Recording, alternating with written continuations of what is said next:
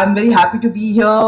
I think I should do all my, sort of customary salutations. So, vanakkam, as they say out here in my, Kukizo dialect, we say chibai to everyone, which is also a form of greeting, a way of saying good afternoon. உங்கள் அனைவருக்கும் வணக்கம். குக்கியில் ஜிபாய் Chibai. ஜிபாய் எல்லோருக்கும் வணக்கம். நான் வந்திருக்கிறது ரொம்ப சந்தோஷமா இருக்கு. I am very, very privileged to be here in this dais, sharing this space in a solidarity space that I never imagined that I'd be coming all the way down south, for something that has happened in the Northeast. I think that's something that really is beyond my wildest dreams. வடகிழக்கு பகுதியில் நடக்குது, நம்ம தெற்கு பகுதியில் இந்த ஒற்றுமை ஆதரவு கூடுகை நடக்கிறதுல ரொம்ப மகிழ்ச்சியா இருக்கு. It's been a year, and in fact more than a year now. More than 200 people have died. Official figures are saying about 223 to about 30 people. More than 60,000 people have been displaced. They've been displaced both internally in the state as well as have been displaced in other states, whether in Assam, Mizoram, even for that matter, other Arunachal, other states in the region, also as far as Delhi or Calcutta. Say around 230 people. So more than 230 பேருக்கு மேலே இறந்துருக்காங்க. அதாவது அஃபிஷியலான புள்ளி விவரப்படி பார்த்தீங்கன்னா அது அவங்க அப்படி சொல்கிறாங்க. அப்புறம் பல ஆயிரக்கணக்கான மக்கள் வந்து இடம் பெயரப்பட்டிருக்கிறாங்க. அது வந்து வெறும் வடகிழக்கு பகுதிகளில் மட்டும் இல்லை, அது சுற்றி இருக்கிற மிசோராம், அருணாச்சல் பிரதேசம் இந்த மாதிரி பகுதிகளில் இருந்தும் இந்த பாதிப்புகள் இருக்கு. I can recall speaking to a lot of people who were stuck in the early days this time of the year last year, when they were even booking tickets as far as to come to like Thiruvananthapuram for like tickets which were like 70,000 rupees, or even to come to Chennai because they were that desperate to just get out of the state. So போகிற வருடம் இந்த நேரத்தில் பார்த்தீங்கன்னா இந்த பக்கம் திருவனந்தபுரம் மாதிரி பகுதிகளுக்கு அவங்க வர்றதுக்காக பல ஆயிரம் ரூபாய்கள் செலவு பண்ணியிருந்தாலும் அவங்களுமே அங்கே வர முடியாத சூழலில் மாட்டிக்கிட்டு இருந்தாங்க. But despite these very, very disturbing figures and the stark reality of a conflict that continues to happen in my home state in Manipur, there is no such solidarity event that was organized in the Northeast. So Manipur என்னுடைய இடத்துல பார்த்தீங்கன்னா நடந்த இந்த வன்கொடுமைகளுக்கு வந்து எந்த ஒரு வகையான ஒற்றுமை ஆதரவும் நடைபெறலை. And that is largely because of two reasons, if I had to very quickly get into it. One, that BJP has completely taken over the region. They have completely seeped into, the idea of Hinduism or Hindutva in a very caste-based manner. And the other reason also somewhere that, we, as much as we say that we care about each other in the Northeast, we all look out for each other. At this moment where there is a conflict going on, and it's something that everyone knows it's a state-sponsored conflict, everyone is a little scared to take a side. They don't want to show that they are pro-Kuki or they are pro-Bete.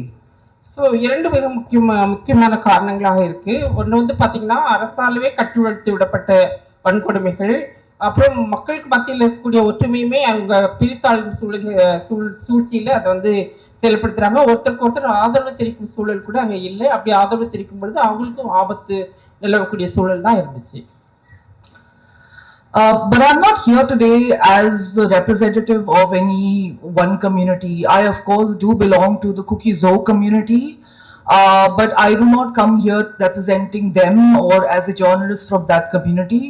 I am someone who's been reporting in the Northeast since at least 2016, and I come and bring to you my collective experience as someone who has observed the things how the region has changed and how it has come to this situation in Manipur. So குறிப்பாக நான் cookie இனத்தை சார்ந்த ஒரு பத்திரிகையாளராக இருந்தாலும் நான் வந்து எந்த ஒரு குறிப்பிட்ட குழுவையும் சார்ந்து நான் இங்கே பேச வரல. நான் 2015 பத்திரிகையாளராக பல வித பதிவுகளை நான் மேற்கொண்டிருக்கேன். அந்த சூழலில் அந்த சூழ்நிலையில் என்னென்ன மாதிரி பிரச்சனைகள் ஏற்படுங்கிறத நான் உங்களோட பகிர்ந்துக்க தான் வந்திருக்கிறேன். மறுபடியும் குறிப்பிட்ட இனத்தை நான் ரெப்ரசன்ட் பண்ண வரல. I think there's a lot of constantly, even like 1 year since the whole, conflict began. I'm someone who's been seeing it unravel for at least the first 8 to 10 months online, because unlike people out here, let's say like Grishma, who've obviously been very dedicated and committed to going on the ground, it has been extremely difficult for me to access my own state. After the conflict began, people from the Kukizo tribal community have not been able to land, basically access the airport. So for us to go to our own state either means going from Nagaland or going from Mizoram. I think there are some pictures here from Manisha Mondal. You can please check out, which details the journey that you have to take to get to, our own homeland. அங்க ஏற்பட்ட பாதிப்புகளோ இல்லை குழப்பங்களையோ எந்த ஒரு பத்திரிகை ஊடகமும் அதை வெளிப்படுத்தலை. நான் அது சம்பந்தப்பட்ட ஒரு ஊடகவியலாளராக வெளியே இருந்துமே நாகாலாந்துலேருந்து அல்லது மிசோரம்லேருந்து அங்கே போகிறதுக்கான பயணத்துக்கான விஷயங்களும் இங்கே தடைப்பட்டு இருந்தது. அதனால முக்கியமாக அங்கே நடந்த விஷயங்கள் எதுவுமே ஊடகத்துக்கு அதிகமாக வெளியே வராமல் இருந்துச்சு. Yes, but the fact here is that as I've seen it happen, whether online or in person, there's a constant fixation about showing or proving, and then this is true on both sides, that which side has suffered more, which community has suffered more. There's a constant oppression Olympics that's been going on, and it is this fixation on claiming greater suffering, which is, I feel, one of the biggest failures of the conversation around Manipur violence. So இணையதளத்தில் வந்த விஷயங்களுமே உண்மையிலே பாதிக்கப்பட்ட இன மக்களை பற்றி இல்லாமல் மாறாக தான் இருந்துச்சு. அது உண்மையிலே அங்கே என்ன நடக்குதுங்கிறத செய்தியை மக்களுக்கு தெரிவிக்க முடியாத ஒரு சூழல் தான் இருந்துச்சு. And the reason for this is very clear. Even though these questions have been asked by journalists to many leaders, community leaders on both sides, there's conflicting, narratives and people that they blame. If you ask the Meiteis, and the reason, the answer usually is, they'll point their fingers at the central government or at Modi or at Amit Shah. Amit Shah actually came the one time, sometime in late May, and he promised to come again next month. He hasn't shown his face for like more than 11 months since then.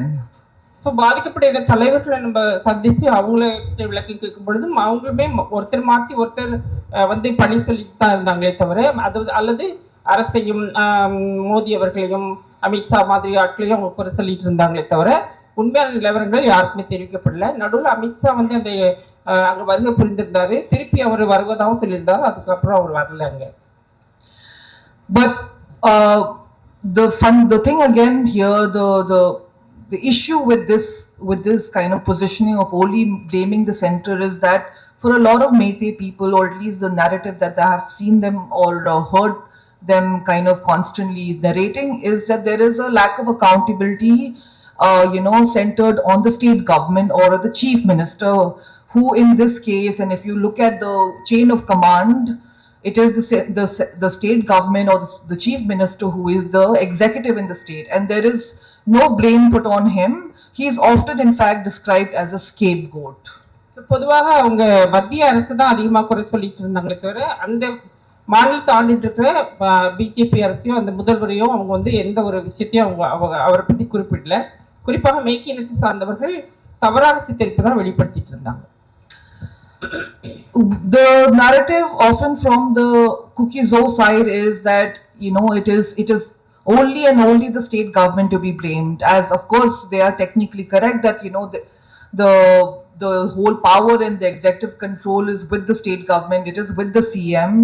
When often asked about the fact that there's been so much passage of time, I mean, initially at least there was some hope that they kept. You can expect them to keep from the central government in terms of intervention, but repeatedly we have seen all of their requests for intervention, whether it is to impose presidential rule or whether it is to lift AFSPA or from the entire state or impose AFSPA on the entire state.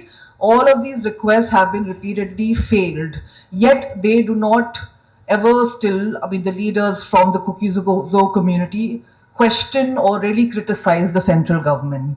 So அதே நேரத்தில் அதிகமாக பாதிக்கப்பட்ட கூக்கினத்தை சேர்ந்தவங்க பார்த்தீங்கன்னா அவங்க central அதிகமாக மத்திய அரசு அவங்க குறை கூறாமல் அங்கே ஆண்டுகிட்டு இருக்கிற அந்த மாநில அரசு தான் அவங்க வந்து, ஏன்னா அதுவும் பிஜேபி அரசுங்கிறதால அந்த அரசை வந்து அவங்க நிறுத்திட்டு அதாவது மத்திய அரசோட இன்டர்வென்ஷன் இருக்குன்னு அவங்க விரும்பினாங்க. இவங்க அதை தான் வந்து அதிகமாக அவங்க வெளிப்படுத்திட்டு இருந்தாங்க. The blame, as you may all understand and follow, obviously lays on both sides, on both these figureheads that we're talking about. The fact that in the first week of May, when essentially there was a massive, the nature of this conflict was it was actually more of a riot, more of a civilian conflict. It was more attacking houses and attacking villages and things like that, and much less a civil war. It hadn't mutated into a civil war as yet.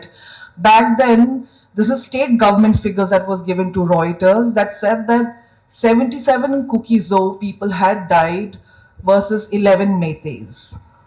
மே மாதத்தின் ஆரம்ப கட்டத்தில் பார்த்தீங்கன்னா இந்த போராட்டம் வந்து ஒரு வன்முறையாகத்தான் கட்டவிழ்த்து விடப்பட்டிருந்தது. அதாவது வீடுகள் அழிக்கிறது, பொது இடங்கள் அழிக்கிறது, இந்த மாதிரி தான் தாக்கிக்கிட்டு இருந்தாங்க. So this is not a coincidence. It's not a mere, it's not a mere figure to just throw around to say that yes, there were lesser people who died on the Meitei side. It was a purposeful thing. The seat of power in Manipur is in Imphal, in the capital. As you would understand in any other state as well, where the capital rests, and the communities that live around the capital are the ones that hold and wield the power. It is the same in the case of Manipur as well. Apart from numerical numbers of majority, the power and influence also of the Meitei majority is visible in the number of assembly seats they have. It is also visible in their level of education and their socio-economic power. பொதுவாக அந்த தலை நகரத்தை சுற்றி வாழ்ந்துட்டு இருந்த மக்களுக்கான பாதிப்புகளை தான் ரொம்ப எளிமையாக அவங்க வந்து எண்களாக குறிப்பிட்டு இருந்தாங்க. ஆனால் உண்மையான பாதிப்புகள் அங்கே யாருக்குமே வெளிப்படுத்தப்படல. However, it's also true that without the central government agreeing to everything that's happening in Manipur by silent omission or by silent commission, as they say, it wouldn't have continued for this long and wouldn't have just gone on. This is something where the central government is very involved, as well as, in fact, more than in many ways can be also argued perhaps even more guilty than the state government. So மத்திய அரசின் தலையீடு இருந்திருந்தால் நிச்சயமாக இதை வந்து கட்டுப்பாட்டுகள் கொண்டு வந்திருக்கலாம். ஆனால் அதிகமாக மாநிலத்தை ஆளும் மீது தான் அதிகமான கவனம் செலுத்தப்பட்டிருந்துச்சு. Just before the state went into polls in 2 phases, Amit Shah made a half-day visit to Manipur, that is, and only to the Imphal Valley, and that's where he basically said that he practically said we've given you everything. We've for one, he promised and he sort of proclaimed that there would never be any splitting of the state. There would be no such division of the state, and that is the one key demand of the Meitei majority.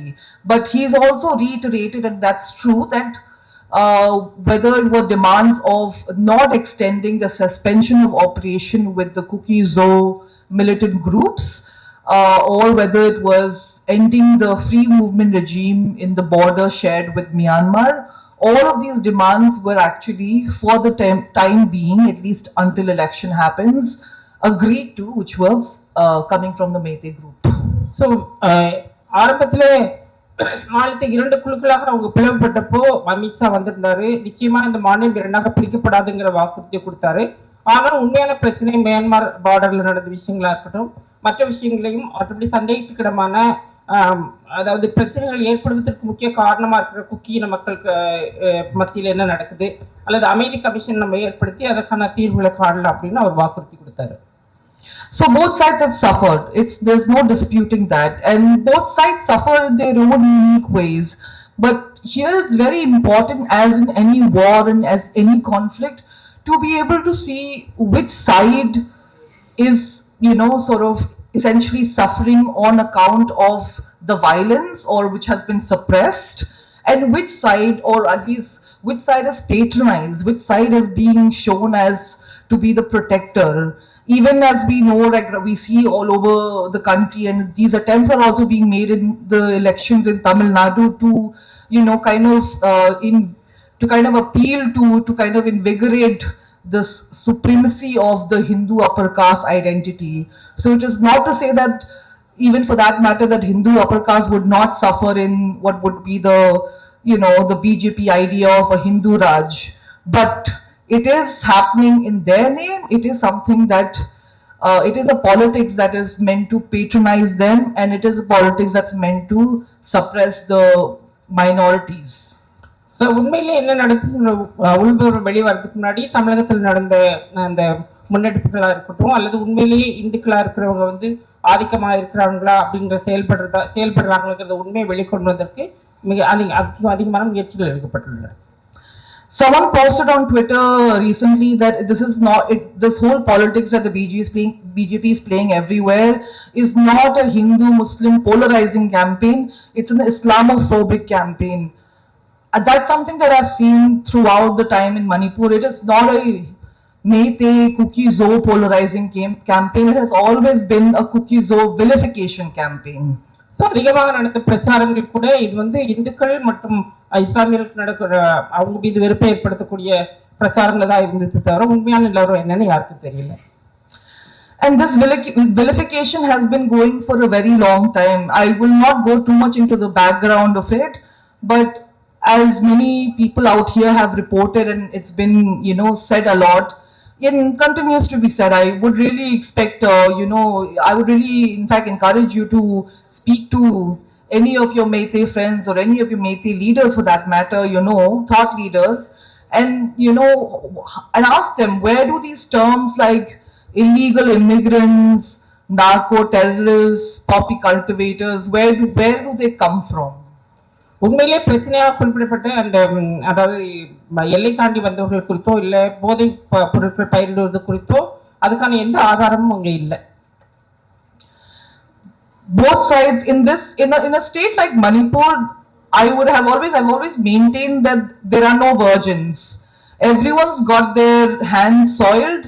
Everyone's got their everyone's knee deep in all kinds of sort of drug business and all kinds of scrupulous kind of money, and that has been the reality. So whether you talk about militancy, whether you even talk about illegal immigration, which all of which exist, as well as poppy cultivation or drug business, everyone has their hands dirty in this. So உண்மையிலே பார்த்தோம்னா அந்த போதை சம்பந்தப்பட்ட விஷயங்களா இருக்கட்டும், இல்லை சட்டத்துக்கு புறம்பாக நாட்டின் எல்லைக்குள்ள வந்தவங்களை பற்றி இருக்கட்டும், இவங்களை மட்டும் இல்லாமல் எல்லோருக்குமே இதில் பங்கு இருந்துச்சுங்கிறது தான் உண்மை. Yet despite this, what we are seeing is that there is a full vilification happening of only militant groups that belong to one ethnic group. That is the only people who are being vilified. And at this point, what we've seen in a place like Manipur is where in the valley there is no AFSPA, and they've been I'm sure everyone knows that the anti-AFSPA movement in the valley is a very, very old and very long one. Yet despite the fact that there are valley-based groups openly roaming around brandishing their guns, there has been no revisit of whether you need the disturbed areas tag in the valley. However, AFSPA is something that continues to exist all over the hills where the tribals live. So உண்மையான வன்முறையாளர்கள் யாருன்னு தெரிஞ்சாலும் அவங்க கட்டவிழ்த்து விடப்பட்டிருந்தாங்க. அவங்க சுதந்திரமாக அங்கே சென்று துன்புறுத்தல்களை ஏற்படுத்திட்டு இருந்தாங்க. Not able to follow. Yeah. Sorry, should I say? Yeah, second part of it. Second part of it. I was saying that even though there is violence everywhere, the rules of engagement, that is AFSPA, which AFSPA gives this power to the security forces, central security forces, to fire or arrest on suspicion, right? So that power is there in the hills for the tribals. That power the security forces do not have for Meiteis in the valley. AFSPA. Yeah. Can you please?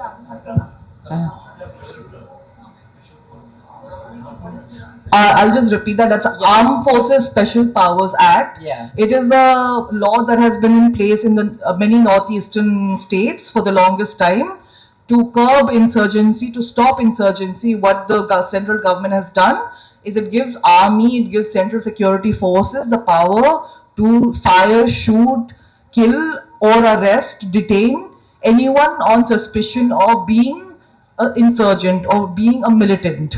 So this power, this law has been in place for the longest time in Manipur, starting from 1958. That is how long this power has been. So சந்தேகத்தில் இருக்கிறவங்களை வந்து தாக்கலாம் அப்படிங்கிற அந்த ஆயுத சுதந்திர அந்த அந்த சட்டம் வந்து அங்கே இன்னுமே செயல்பாட்டில் தான் இருக்கு. Yet in this current situation, in the last year, AFSPA has been removed from the valley, but it has not been removed from the hills. However, violence is going on everywhere. So அந்த ஆயுத சட்டம் வந்து பள்ளத்தாக்கிலிருந்து நீக்கப்பட்டிருக்கு, ஆனால் அந்த அந்த மாநிலத்திலிருந்து நீக்கப்படலை முழுமையுமா. மணிப்பூர்லேருந்து மலைப்பகுதியிலிருந்து நீக்கப்படலை. Sorry, yeah, that's okay. So that is the kind of like differential treatment that we are seeing between the hills and the valley, between the tribals and the non-tribals. And the funny thing about the whole thing is that this entire conflict or the violence, the trigger for this entire conflict and violence is because the Meiteis were demanding tribal status. I'm sure they can have tribal status, but would they want AFSPA also? So மேய்க்கு வந்து தனக்கு வந்து பழங்குடியினர் அப்படிங்கிற அந்த அடையாளத்துக்காக தான் அவங்க போராடிட்டு இருந்தாங்க. However, I will just like to give maybe 2 minutes to just talk about this whole, policy of national security, at least the central government has, because this goes beyond BJP. BJP is not the source of all our evils and all our problems. They only capitalize on something that has pre-existing, whether it's pre-existing ethnic fault lines, pre-existing caste prejudices and biases, and especially in the case of counter-insurgency in this country. And because I have reported a lot on that, I think that it's also important to highlight and talk about the problems within this counter-insurgency strategy. So இனரீதியான அந்த பாகுபாடுகள் பிரச்சனைகளுக்கும் மத்திய அரசுடைய நேரடி தொடர்பு இல்லாமல் இருந்தாலும் இப்போ நடக்கக்கூடிய அனைத்து பிரச்சனைகளுக்கும் ஒரு முக்கிய காரணமாக இருக்காங்க. The strategy in itself is very flawed. We've been hearing, I'm sure for the longest time, many of you have heard about peace agreements in the Northeast. It's like always peace agreements. This peace accord is signed, that peace accord is signed. I mean, these are all followed by some insurgency happens, this group, that group. There are, of course, many factions, many splinter groups, but there's always some sort of a peace agreement that is signed. So அவசர காலங்களில் ஏற்படக்கூடிய சமாதான உடன்படிக்கையில் வந்து அப்பப்போ போடுவாங்க, ஆனால் அதுக்கான முழுமையான செயல்பாடு இங்கே இல்லை. But I think actually these peace agreements are nothing but pacifiers. They're like, like baby pacifiers basically, especially when you talk about for scheduled tribe, for tribals who are, who've been staying and who've been also part of different kind of separatist movements or insurgency movements. Many of these movements end up actually being about, asserting their own rights and asserting autonomy. That's what there's a little difference. I'll just have to make this clarification, otherwise people will not understand. There are two kinds of insurgency movements that essentially happens in the Northeast. There's one kind when there is largely a majority at its hand and they want to really separate from the country. This is like whether you talk about the Assam movement, you talk about the valley-based insurgent groups, or for that matter, you also talk about the Mizo insurgency. In all of these cases, they truly wanted to secede from the country. So ஒரு குழு மக்கள், அதாவது meso, who's that group want to separate? Mizos, Assamese and Manipuris. So Mizos, Assamese, அப்புறம் மணிப்பூர் மக்கள் வந்து தனியாக போகணுங்கிற அந்த முயற்சியில் ஈடுபடுறாங்க. அதாவது எப்பப்போ பிரச்சனை நடக்கும்போது அப்போ மட்டுமே, அதாவது அங்கே இருக்கிற மக்களை சமாதானப்படுத்துவதற்கு மட்டுமே அந்த அமைதி உடன்படிக்கை ஏற்படுத்தப்பட்டிருக்கு. நீண்ட காலமாக எந்த தீர்வும் எடுக்கப்படல. But if you look at many of the groups or many of the movements which are led by smaller tribes in the region, whether it is the Kuki-Zo, whether it's the Boros in Assam, whether it's the Brus, or the tribals in Tripura, whether it is even the Mar, for that matter, Mar tribe in Mizoram. All of these smaller insurgency movements are actually not about separating from the country. It is because they are being drowned out by the majoritarian or the majority in that particular state. That has been one that is one important, let's say, fact which has been missed by many people. So அதாவது தனிப்பட்ட சிறு சிறு பழங்குடி மக்கள் வந்து அதாவது அவங்க தலைமையில் நடைபெற்றது வந்து அவங்க நிச்சயமாக அந்த மாநிலத்தை விட்டு தனிமையாக இருக்கணும்னு அவங்க எப்போவுமே அது அவங்க முன்னெடுத்ததில்லை. ஆனால் அவங்களுக்கு எதிராக நிறைய விஷயங்கள் வந்து அதாவது மெஜாரிட்டி பீப்புளால் எடுக்கப்பட்டிருக்குங்கிறது தான் உண்மை. But see, there is a difference also. It's these kind of realities of, how a community, how privileged a community is, what is the socio-economic, what is the general political position of a community, is also affects and influences how the central government and how the state, it's not even necessarily about one particular party in the central government, but how the state will resolve a peace agreement with them. Case in point I would want to talk about is how, especially in the case of Assam, where the NRC happened, the National Register of Citizens happened, that came out of the Assam Accord. So அஸ்ஸாமில் ஏற்பட்ட அந்த NRC விஷயத்தின் போது வந்து பார்த்தீங்கன்னா அங்கே இருக்கிற மாநில அரசு அதிகமாக அதை கையில் எடுத்து அதை முன்னெடுத்து சென்றாங்க. Because there was a 6-year long agitation starting from 79 to 85, where you had like the entire state, more or less, especially the upper Assam till about Guwahati, up in arms about illegal foreigners that have entered, like crores of illegal foreigners that have entered.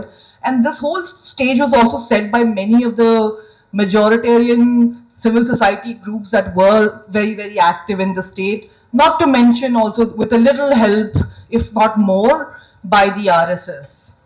அவங்க சொன்னது வந்து அசாம்ல ஏற்கனவே 6 ஆண்டுகளுக்கு மேலாக அங்க உள்ள பெரும்பான்மை மக்கள் போராடிக்கிட்டு இருக்காங்க. வெளி மாநிலங்கள்ல இருந்து வந்தவங்க அவங்கள பொறுத்த வரைக்கும் அந்நியர்களுடைய எண்ணிக்கை அதிகமாக இருக்கு. அதனால அந்த நேஷனல் சிட்டிசன்ஷிப் ரெஜிஸ்டர் வரணுங்கிறதுக்காக அந்த பெரும்பான்மை மக்கள் போராட்டமும் அங்கே நடந்துக்கிட்டு தான் இருக்கு. அந்த பெரும்பான்மை மெஜாரிட்டேரியனிசத்தை தூண்டி விடுறதுல பின்னால ஆர்எஸ்எஸ் இருந்தது அப்படின்னு சொல்றாங்க. Okay, thank you. So a 6-year long agitation, in that about 860 Assamese people were killed, who were killed in state violence. They were agitators, they were protesters, and they were killed in state violence, right? They are named, they are recalled, or they are remembered as martyrs. 6 வருஷமா இந்த கிளர்ச்சி நடந்துட்டு இருக்கதா சொல்றாங்க. இதுல வந்து கிட்டத்தட்ட 600க்கு மேல கிளர்ச்சியாளர்கள் அந்த போராட்டத்தில் பங்கு பெற்றவங்க வந்து இறந்திருக்காங்க. இது வந்து ஒரு ஸ்டேட் ஸ்பான்சர்ட் வயலன்ஸ் தான் அப்படின்ட்டு சொல்றாங்க. But during the same time, you also had the Nelly massacre in 84, where about at least almost 2,000 Muslims were killed. That massacre, justice was done, and they're just seen as a casualty and a misstep on the part of the then Prime Minister Indira Gandhi. Okay. 84ல் நடந்த படுகொலையில் இன்னும் நூற்றுக்கணக்கான இஸ்லாமியர்கள் கொல்லப்பட்டாங்க. ஆனால் இதை வந்து ஒரு மசக்கர் அப்படின்ட்டு அங்கீகரிக்கவும் இல்லை, இது ஒரு படுகொலை அப்படின்ற சொல்லுக்குள்ள அது போகவே இல்லை. அப்போ வந்து திரு இந்திரா காந்தி அவர்கள் பிரைம் மினிஸ்டராக இருந்தப்போ இது நடந்துச்சு. இதை வந்து அவங்க ஒரு மசக்கராகவே ரெக்கக்னைஸ் பண்ணலை அப்படின்னு சொல்கிறாங்க. So basically you have this agitation, you have these many people who died, not just who were sacrificed, who were martyred, but people who also died actively in a massacre during what you call essentially your liberation movement, if you will. And as a result of it, you sign an accord with the state as well as the center, which gives you the weapons, gives you all the laws that help you govern what they call foreigners tribunals in Assam and detention centers in Assam. Through these foreigners tribunals and through these detention camps, as well as the border police that works in Assam, they can detect illegal foreigners, judge them, adjudicate them as illegal foreigners, and throw them into detention camp until they are deported, but they are never deported. இந்த detention camps இந்த மாதிரி வெவ்வேறு கேம்புகளுக்கு பேர் வச்சு அரசு பண்ணுற விஷயம் வந்து எதுக்காக இருக்குன்னா, அவங்க சொல்கிறது வந்து இவங்களை டீடைன் பண்ணுறதுக்காக அப்படின்னு சொல்கிறாங்க. பட் உள்ளர என்ன நடக்குது அப்படின்றது வேற ஒரு விஷயமா இருக்குது. அவங்க கடைசி வரைக்கும் அவங்களை டிபோர்ட் பண்ணுறதே இல்லை. அந்த கேம்ப்ஸில் என்ன நடக்குதுன்றது ஒரு கேள்விக்குறியாக இருக்குன்னு சொல்கிறாங்க. The Bodos at the same time, around the same time, were also agitating. They had also participated in the Assam agitation. What did they get out of it? All they got was a territorial council, and they still haven't got their key demand that they want money directly from the center. Okay, could you repeat that? So the Boros, another tribe, basically, they were also having an agitation around the same time. They did not get any of their demands. They only got one territorial council. Okay, போரோன்னு சொல்லக்கூடிய பழங்குடி வகுப்பினர் அவங்களும் வந்து பல வருஷமாக அரசு கிட்ட இருந்து நேரடியாக நிதி வரணும் அந்த மாதிரி நிறையா வரிசையில் கோரிக்கைகள் வச்சுருக்காங்க. அதுவும் நிறைவேற்றப்படலை. இவங்க இதுக்கு முன்னாடி பேசின கிளர்ச்சியாளர்கள் படுகொலை மாதிரியே போடோ பழங்குடி மக்களுக்கும் அநீதி இழைக்கப்பட்டிருக்கு அப்படின்னு சொல்கிறாங்க. Okay, I'm really sorry to be bombarding you all with all these technicalities and very, very dense history of the Northeast. Some of it is important to recollect and recount only because a lot of things get missed in these historical books or in these historical essays. The main point that I was really trying to make is majoritarian demands have very, very serious consequences because of what the Assam Accord, that was a piece of document that was signed in 85. In 2019, you have like thousands and thousands people who are stateless, and many other thousands people who do not know what is the future of their citizenship status in this country. So that is the thing that I'm trying to make a point about. நான் north ஈஸ்ட்டை பற்றி நிறையா தகவல்களை சொல்லி உங்களை பாம்பாட் பண்ணுற சுமைப்படுத்துகிறேன்னு நினைக்காதீங்க, அதுக்கு மன்னிக்கணும். ஏன் அப்படின்னா இங்கே மெயின் ஸ்ட்ரீம் மீடியாவில் அது போதுமான அளவுக்கு விவாதிக்கப்படலை. 2019 சிஏ என்ஆர்சி கொண்டு வந்ததுக்கப்புறமா அங்கே உள்ள இளைஞர்கள் மக்களுக்கு அவங்க எதிர்காலம் என்னன்னே தெரியல, வாழ்க்கை எதை நோக்கி போகுதுன்னு தெரியல, அந்த நிலத்தில் அவங்களோட வாழ்க்கை எப்படி இருக்க போகுதுன்னு தெரியலன்ற ஒரு பெரிய கேள்விக்குறியாக இருக்குது அப்படின்னு சொல்கிறாங்க. இந்த நாட்டோட இந்த ஃபேஷிஸ்ட் ஸ்டேட்டோட மெஜாரிட்டியின் டிமாண்ட்ஸ்க்கு நம்ம கொடுக்குற விலைகள் வந்து பெருசாக இருக்குது. அது வடகிழக்கில் இன்னும் தாங்கிக்க முடியாத ஒரு விஷயமா இருக்குன்னு சொல்கிறாங்க. I'll just end today with one small anecdote that I want to share from my reporting. I was in the US last year. I was doing some reporting on migrants who go from India, who've been going. There's been a surge of illegal migration, basically actually from India going to places like the United States, and they're crossing borders and things like that. And I'm sure you've all seen, or maybe some of you have seen the movie, the Shah Rukh Khan movie Donkey. So that explains quite a bit of it, how these dangerous routes are taken. I spoke to a man belonging to the Sikh community who came in the 80s, right after the Sikh massacre that happened in 84. For him, he said that Punjab as a place in the rest of India, because the Sikh massacre was also not only, in fact, it was not even limited to Punjab, it was happening in other places, in other states. So he suddenly found that his own country was completely unsafe for him. And his parents also thought that Punjab as a state also was unsafe for him because of all the anti-insurgency operations and measures that were being taken by the state at that time. So that's how him and his brother and a couple of other brothers all took all kinds of illegal. I mean, when I saw the movie Donkey, I thought of him constantly. And they took these, donkey routes and they got to the US. Unfortunately, in 2001, after the 9/11 attacks happened, one of his brothers was the first person to be killed in a hate crime in the US. He was working in a gas station where one white guy came and basically said, "Dead to towel heads," and shot him because he assumed that this man who was a Sikh person wearing a turban was actually like a Taliban or basically an Arab person or something like that. So he was killed he was the first person to be killed in a hate crime. And I really just thought that, apart from the fact that I think the idea of going away far from your homeland trying to, make a life for yourself, trying to find refuge in a foreign land, in itself is such a difficult thing to do. It's something very hard to digest. Yet, I mean, in a situation like his, coming, leaving your land because there have been like, targeted massacre, which are again states sponsored against you, and then you come to a land again where you are killed or you are, sort of targeted. It's not some sort of freak accident. This is a very targeted, very profiling based thing. How does it make you feel? What sort of sense of security would you really carry after this? I think something that the man told me really stayed with me through this whole time. He said that, since this happened, various presidencies, whether it's Bush, Obama, or Biden, all of them have apologized for the hate crime. They've acknowledged that crime as a hate crime. Not only has the perpetrator been arrested and dealt with, prosecuted, but presidency after presidency has taken note of that, and they've always sort of, made it a point to kind of take his brother's name whenever there is an anniversary, whenever there is a 9/11 anniversary that happens. So they don't only just commemorate the victims of the 9/11 attacks, but they also commemorate the victims of hate crimes that happen in the hands of obviously white nationalists that happen. And he said something like this could never happen in India.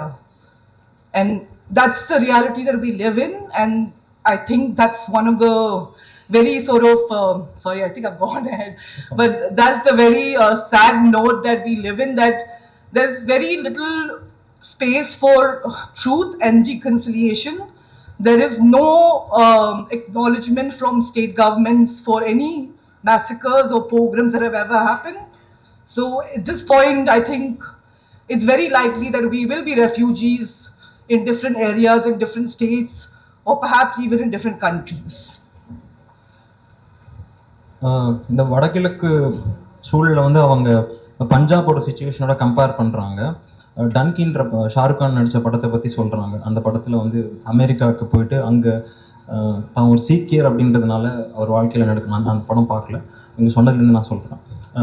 அவங்க வந்து அந்த சீக்கியர்ன்றதுனால என்ன மாதிரி இனவெறிக்கு ஆளாகிறாங்க அப்படின்றத பற்றி இருக்குது. So சமீபத்தில் இவங்க பார்த்த ஒரு ஃப்ரெண்டு அமெரிக்காவில் இந்த மாதிரி ஒரு இன்சிடெண்ட்டை பற்றி சொல்லியிருக்காரு. என்னென்னா, பெட்ரோல் பங்க்கில் வேலை செஞ்சுட்டு இருந்த அவரோட கல்ச்சுரல் ஐடென்டிட்டியோட டர்பனோட வேலை செஞ்சுட்டு இருந்த ஒரு சீக்கியரை வந்து ஷூட் பண்ணி ஒரு ஒயிட் மேன் கொண்டு இருக்கதா சொல்கிறாங்க. அது ஒரு ஹேட் கிரைம்னு சொல்கிறாங்க. அது என்ன நினச்சி அவர் கொண்டு இருக்காருன்னா, அந்த டர்பனை பார்த்துட்டு இவர் ஒரு இஸ்லாமியர், ஒரு தாலிபானை சேர்ந்த ஒரு தீவிரவாதியாக இருக்கக்கூடும் அப்படின்ற ஒரு அடிப்படையில் அவர் சுட்டு கொண்டிருக்காங்கன்னு சொல்கிறாங்க. அப்போது இது என்ன நான் எப்படி இன்டர்பிரேட் பண்ணுறேன்னா, தஞ்சம் புகுறதுக்கு இந்த அகதிக்கு எங்கேயுமே பாதுகாப்பு இல்லை, எது தான் நிலம் அப்படின்ற ஒரு கேள்வி வருது. ஆனால் அமெரிக்காவில் 9/11 அட்டாக்ஸ், இந்த ட்வின் டவர்ஸ் இடிச்சப்போ, பென்டகன் இடிச்சப்போ, இதுக்கப்புறம் வந்து எவ்ரி இயர் இரங்கல் கூட்டம் ஆனிவர்சரி மாதிரி நடக்கும்போது அதை கொமாமரேட் பண்ண அவங்க 9/11 விக்டிம்ஸை மட்டும் பண்ணாமல் ஹேட் கிரைம்ஸ்க்குன்ட்டு ஒரு கொமாமரேஷனோ எவ்ரி இயர் நடக்கும்போது ஒரு ஒற்றுமை கூடுகை மாதிரி பண்ணி அதை நினைவு கூறுறாங்க. அதை ரெக்கக்னைஸ் பண்ணுறாங்க அங்கே வரக்கூடிய பிரசிடென்ட்ஸ் அப்படின்னு சொல்கிறாங்க. அவங்களோட ஹிப்போக்ரிசிஸை தாண்டி அட்லீஸ்ட் அங்கே அது ஒரு ப்ராசஸாக இருக்குன்னு சொல்கிறாங்க. ஆனால் இந்தியாவில் இப்படி நடந்திருக்க வாய்ப்பே இல்லை. ஃபஸ்ட்டு அதை ஹேட் கிரைம்னு அங்கீகரிக்கிறதே இல்லை ஒரு விஷயத்த. ரெண்டாவது, அதுக்கு வந்து ஒரு எவ்ரி இயர் இப்போது எப்படி தாஜ் ஹோட்டலில் இது நடந்துச்சோ அதுக்கு எப்படி எவ்ரி இயர் ஆனிவர்சரி செலிப்ரேட் பண்ணுறோமோ, அங்கே நடந்த தீவிரவாத தாக்குதல்னு சொல்கிறோம், பார்லிமெண்ட்டில் நடந்த தீவிரவாத தாக்குதல் சொல்கிறோம், அதுக்கு கொமாமரேட் பண்ணுற மாதிரி ஹேட் கிரைம்ஸ்ன்னு இங்கே எதையும் அங்கீகரித்து அதை எவ்ரி இயர் நம்ம கொமாமரேட் பண்ணுறது இல்லை அப்படின்னு சொல்கிறாங்க. So yeah, I think we need to conclude that until we have a space for truth and reconciliation, until we have a government or any kind of a government that's willing to take accountability, I think we can only just dream of a land that is safe and that's secure. But yeah, thank you so much for letting me come and share my truth and sharing solidarity with me today. Thank you. இது இங்கே பதிவு பண்ணுறது ரொம்ப முக்கியமான ஒரு விஷயமா பார்த்துருக்காங்க. இங்கே வந்து அவங்களோட வடகிழக்கு பற்றிய பதிவுகளை பகிர்ந்துக்க நம்ம கேட்டது வந்து மிக்க நன்றி அப்படின்னு சொல்கிறாங்க.